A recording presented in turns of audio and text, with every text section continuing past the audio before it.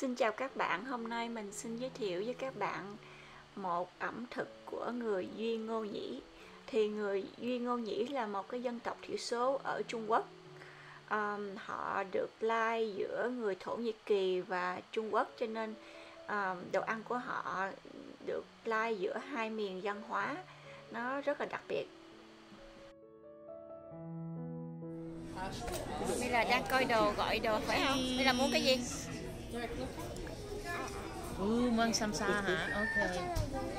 Là lamb, what's lamb? Lamb là thịt cừu.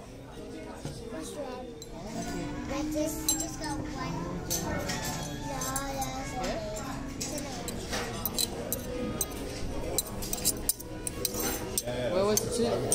Okay. Do we want to try the tandoori pan kebab? Không gian trong nhà hàng này được trang trí rất là ấm cúng và nhà hàng cũng rất là sạch sẽ. Đồ ăn thì mình thấy rất là tươi. Mình rất là thích đặc biệt những món có thịt cừu. Họ làm mềm và không có ngao mùi cừu, rất là ngon. Và ở đây mình thấy thích hợp cho các buổi ăn gia đình, họp mặt bạn bè. Các bạn có dịp nên thử nhé. Đây là thịt cừu với cơm. It's new. It's like a year or two. Cái này là món gì vậy? Samsa. It's lamb, like lamb empanadas.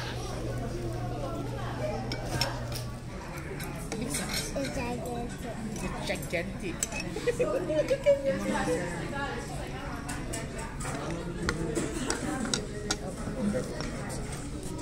Kìa. Đi cái kìa. Bây giờ mình muốn ăn nước chấm thì ăn nước chấm thôi. Nhắm ít. Nhắm một bánh bao.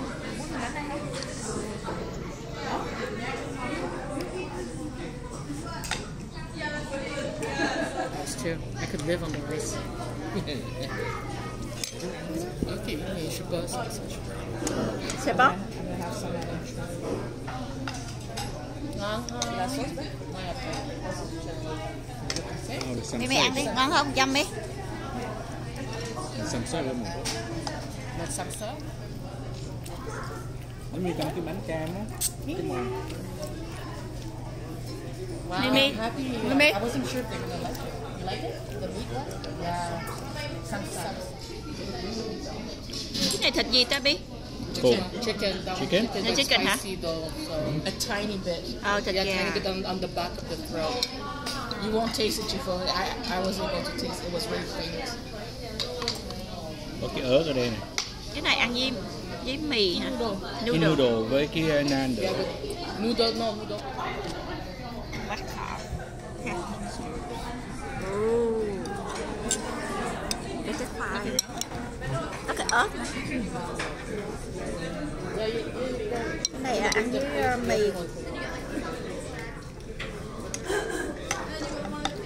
Thử coi. Hả?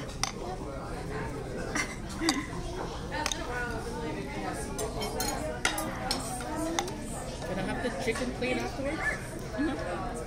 You want thử cái này? Mimi wanted noodles, right? Yeah.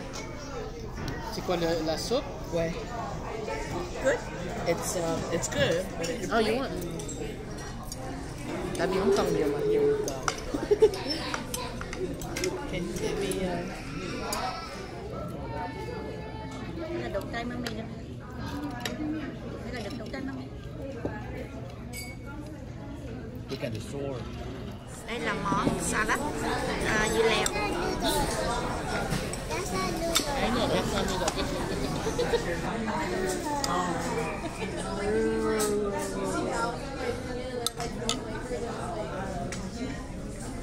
Biết không? Đây là món lưỡi bò salad. Wow. Đây là lưỡi bò nè. No. Lưỡi bò làm salad. Wow.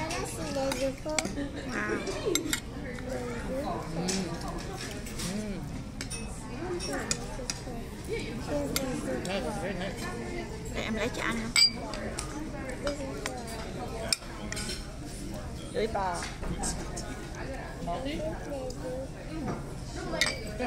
What? No, but there's noodles coming. There's noodles coming. Hey, écoutez, il faut deux. Mais parce que je continue à manger du pain, là.